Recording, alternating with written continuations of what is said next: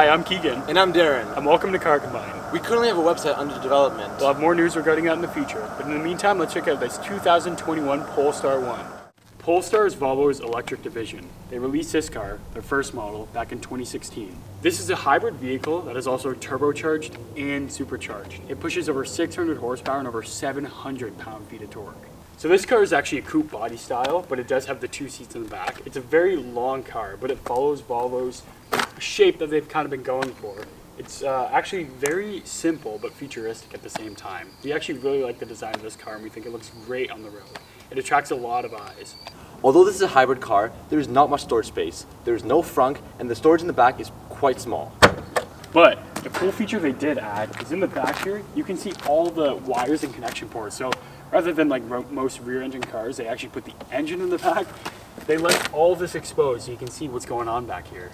Going back to the design of the car is symmetrical on both sides. So on this side you have the gas cap and on the other side you have the charging port, but look at the shape of this gas cap.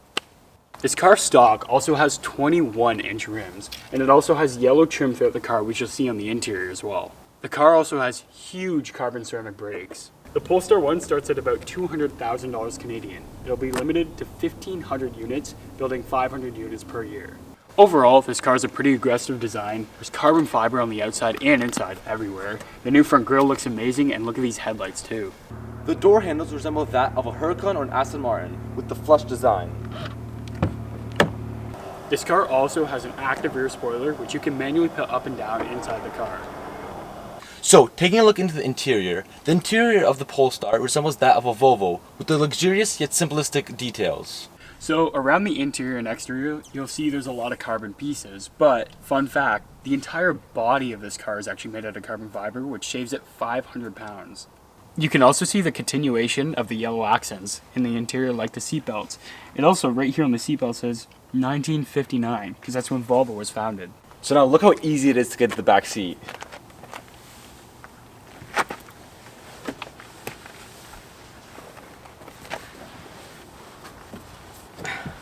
Just like that. So as you can see, with two 6-foot guys, there's basically no room in this car for 4 passengers. Honestly, there's not much room in the back. I'm very uncomfortable, but it's kind of understandable for a coupe. So because of the panoramic glass, they need to just put a bar in the back for safety, which kind of makes it impossible to sit in the back. This car will do 0 to 100 in 4 seconds. Now, the gas motor powers the front wheels, whereas the batteries power the back wheels. Now, to start the car, you simply turn this little knob in the center console.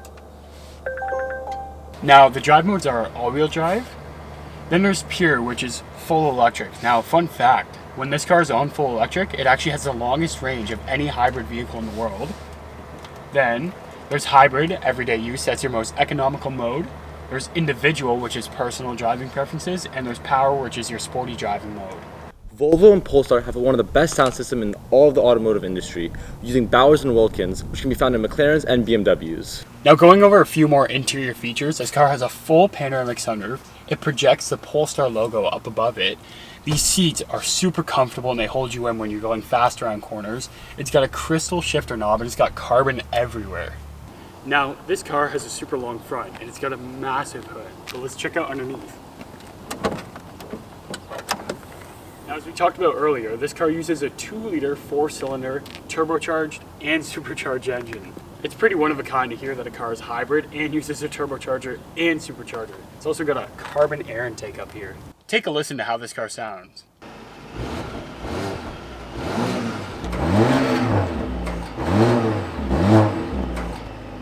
So there we have a brief overview of the new Polestar 1. Let's go take it for a spin. So we're here inside the Polestar 1. Thank you to Automotive News for allowing us to take this car out, as well as Polestar. We have Jason Stein, publisher at Automotive News, and his son Alex. So talk to us a little bit about the car. I think the word is unique, Keegan. Yeah. There aren't many vehicles that have the kind of features that this has on the road. And it's not just the engine that you've already talked about, and it's maybe not even the power, but it's just the setup, I think, that is it's pretty crazy. I mean, you have all the best parts of a Volvo, from some of the interior touches, the crystal shifter, if you will, yeah. But also, I mean, just the enormous space, with the moonroof, if you will. this clear sunroof that you can't open or close, but provides this enormous panoramic view. But just everything else, little carbon fiber touches, great driving position, and I think it's pretty neat. Yeah. What do you think?